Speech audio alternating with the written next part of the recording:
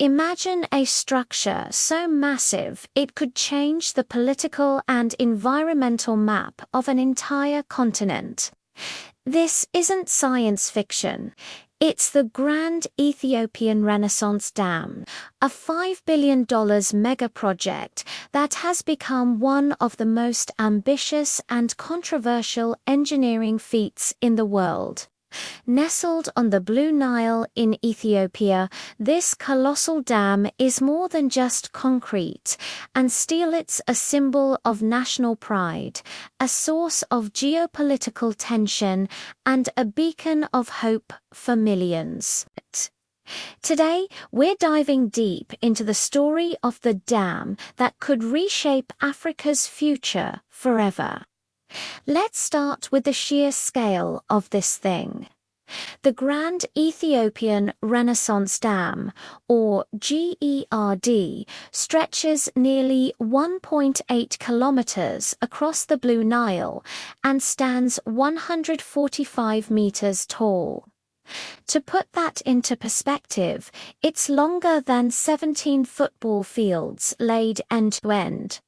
This massive wall holds back an immense reservoir capable of containing over 70 billion cubic meters of water. That's enough to fill more than 28 million Olympic-sized swimming pools. The primary purpose of all this to generate electricity.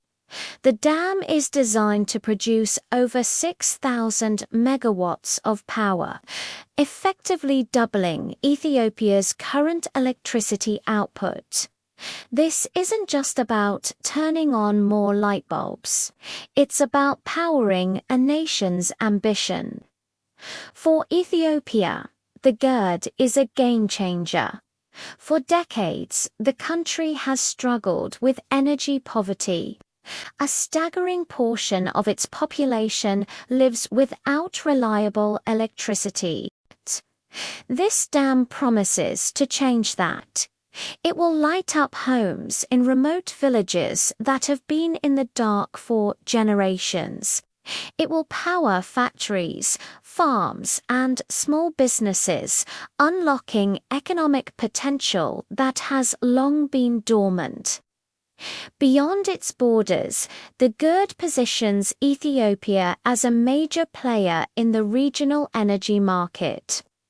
The plan is to export clean, renewable hydroelectric power to neighboring countries, transforming Ethiopia into a green energy hub and generating crucial revenue for its development. For a nation determined to chart its own course, the dam is a declaration of economic independence. But here's where the story gets complicated. The Nile River isn't just Ethiopia's resource. It's a lifeline for several countries, most notably Sudan and Egypt downstream. The GERD sits on the Blue Nile, which is the source of over 85% of the main Nile's water. By building a dam of this size, Ethiopia gains the ability to control the river's flow. This fundamental shift in power has sent shockwaves through the region, particularly in Egypt. For thousands of years, Egypt's civilization has been intrinsically linked to the Nile. Today, over 100 million Egyptians depend on it for nearly all their fresh water for drinking, sanitation, and agriculture. From Cairo's perspective, the dam represents an existential threat. They fear that during the filling of the reservoir or in times of drought, Ethiopia could significantly reduce the water flowing downstream, crippling their agricultural sector and jeopardizing their water security. This fear has fueled years of tense negotiations, diplomatic standoffs, and even talk of conflict. Sudan, sandwiched between Ethiopia and Egypt, finds itself in a more complex position. On one hand, the dam offers significant benefits. It will help regulate the river's flow, reducing the devastating seasonal floods that have plagued Sudanese communities for centuries. A more predictable water supply could also boost its agricultural output. On the other hand, Sudan becomes dependent on Ethiopia's management of the dam. Its own dams and water systems will need to operate in sync with the GERD, forcing Sudan to place immense trust in its upstream neighbor. This delicate balancing act has made Sudan a key and often conflicted player in the ongoing negotiations. The dam forces a new era of cooperation or competition that will define their relationship for decades to come. Beyond the politics, there are significant environmental questions. The GERD is celebrated as a massive green energy project. By generating thousands of megawatts of clean hydroelectric power, it will reduce Ethiopia's and the region's reliance on polluting fossil fuels, contributing to the global fight against climate change. However, building a dam of this magnitude inevitably alters the natural environment. It transforms a free-flowing river into a series of lakes, disrupting aquatic ecosystems and fish migration patterns. Another major concern is silt. The Blue Nile carries vast amounts of nutrient-rich sediment that naturally fertilizes farmland downstream in Sudan and Egypt. The dam will trap much of this silt, which could, over time, reduce soil fertility and force farmers to rely on expensive artificial fertilizers. Balancing the benefits of clean energy with these environmental trade-offs is one of the most challenging aspects of the project. Perhaps one of the most inspiring parts of this story is how the dam was funded.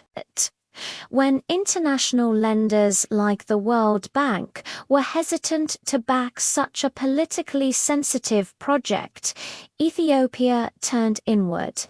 The government launched a massive national fundraising campaign, selling bonds to its citizens at home and in the diaspora. Everyday Ethiopians, from farmers to civil servants to business owners, poured their savings into the project.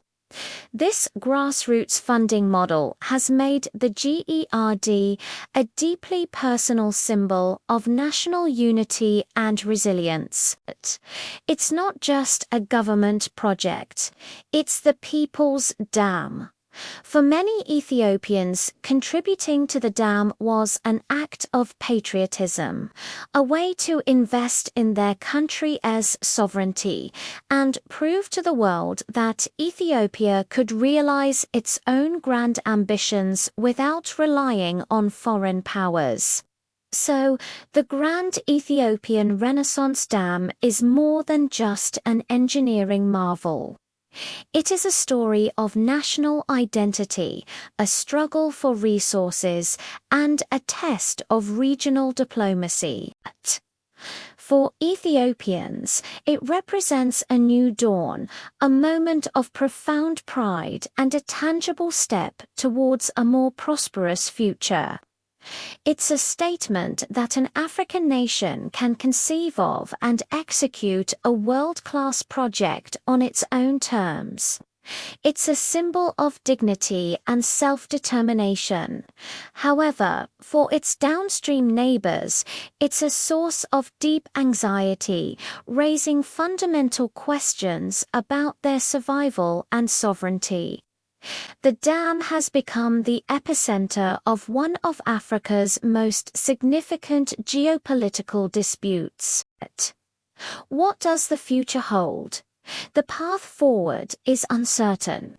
The best-case scenario is that the GERD ushers in a new era of cooperation.